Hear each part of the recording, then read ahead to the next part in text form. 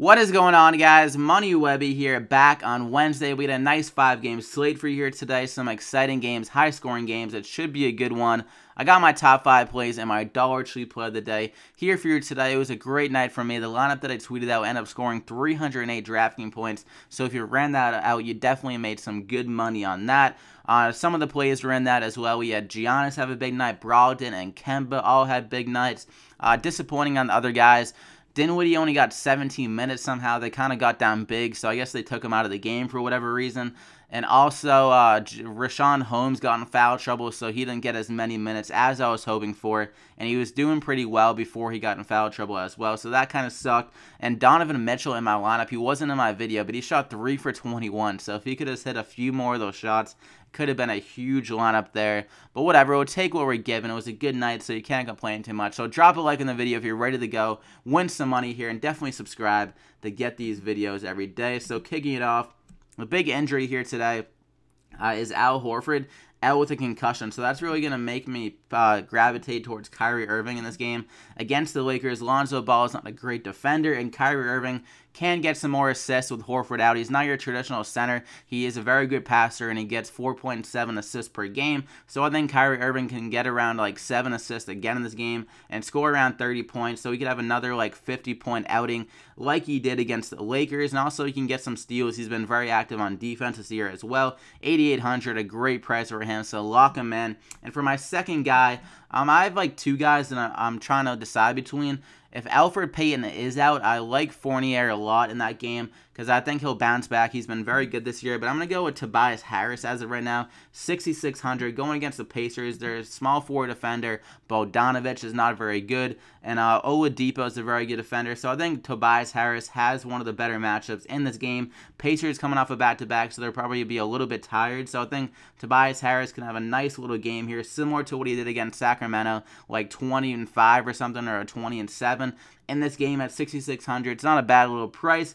He's probably like the best scorer on this the Pistons team, so I like him a lot in this game. Maybe his volume gets back up to what he was doing earlier in the year, but Avery Bradley has had a little bit of a better year coming on now, but Oladipo is their better defender, so I think he might hold Bradley back a bit, opening up some more shots for Harris, so I like him a lot in that game, but also like Fournier a lot, but I don't know if Peyton's playing or not, so I'm not sure I want to recommend him yet. But Hassan Whiteside is my next play. 7,400 going against Phoenix. They're pretty weak down low, and Whiteside is coming off a disaster of a game, and usually when he's coming off a disaster of the game, he comes out firing on all cylinders. Like against Denver, he only got 23 DraftKings points. Next game, 53 against the Clippers. So 16 minutes and 1 for 9 of the field against Golden State. Ended up pulling him early because he just was awful in that game.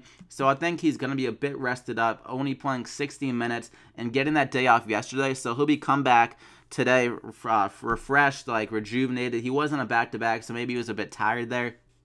But against Phoenix here, up-tempo game. They like to play at a high pace. They like to shoot a lot. So Whiteside could easily get a double-double here like he did against the Clippers. Reach that 50-plus potential that he has in every game. The price tag is very good at 7,400, so I love him. Lock him in there. And for my fourth guy, same team, Goran Dragic at 6,800. Got a great matchup. Mike James is tiny. He's not a good defender. He's just been getting roasted by every point guard, it seems like. So I think Dragic is going to have a big game here.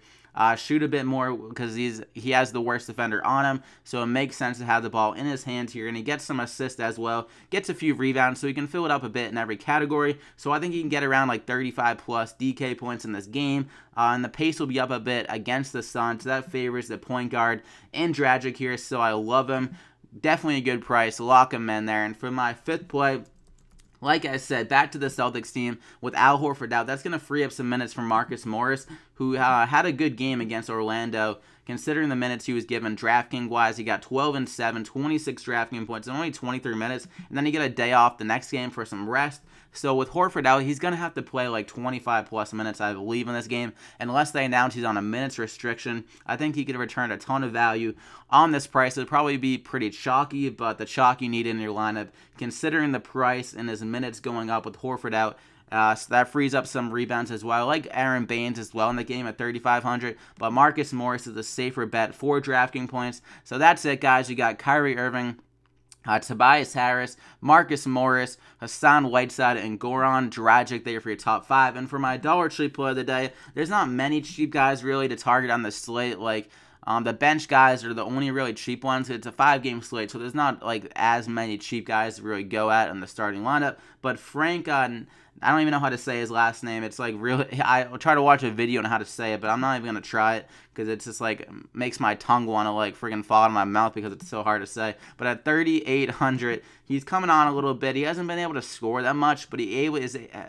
has been able to get some assists and some steals in this game, or in his game so far. So I think his minutes are looks like they're trending up basically. Jack has been getting less run in the court, and they are in a back-to-back here. So I think Frank will get some more run. Jack is on the older side. He's 34 years old, so I think they're going to have Frank on the court a bit more in this game. So I think we'll get around like 26 minutes again, maybe even more, and he's able to fill it up. If he can score a bit more, he could have a big night at a salary of 3,800. So I like him a lot. Lock him in. So that's what you got, guys. You got 6,300 remaining per player. Should be able to make it work. So drop a like on the video if you enjoyed it. Let's try to get over 70 likes on this one, and subscribe to the channel if you haven't already to get these winning picks every single day. So I wish you guys the best of luck on this 5-game slate. Hopefully have a great night, and we'll see you back here tomorrow.